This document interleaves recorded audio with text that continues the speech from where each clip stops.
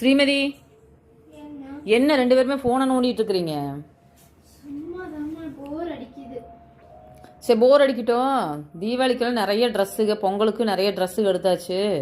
உங்களுக்கு 10வது ட்ரெஸ்ஸுகள் எடுத்து பையில வை. எந்திரி, மேல எந்திரி. ரெண்டு பேருமே தான் எந்திரிங்க. ஃபர்ஸ்ட் நீ எல்லாம் எடுத்து வை.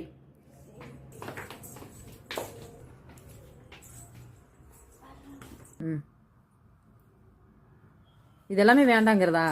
உனக்கு சின்னதாயிருச்சா? கொஞ்சம் வளர்ந்துட்டேன். சரி, அர்ச்சனாக்கு வேணும்னா கொடுத்துரு. அர்ச்சனா, இங்க வா.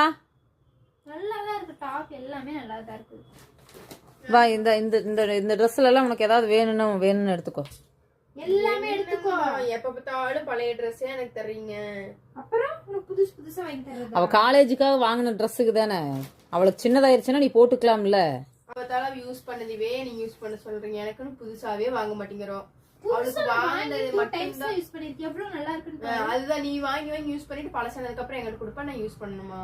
பண்ணி என் தங்கச்சி தானே நீ பண்ண. தயவு செஞ்சு நான் சொல்றேன், அடுத்த ஜென்மம் வந்து நான் தங்கச்சியா மட்டும் பொறக்கவே மாட்டேன். அப்புறம் பழைய ட்ரெஸ் மட்டும் தான் நான் போட்டேன், வாழ்க்கையை ஓட்டும். என்ன சிரிப்பு? ஃபர்ஸ்டா பிறந்ததுல தான் சிரிப்பு வருது.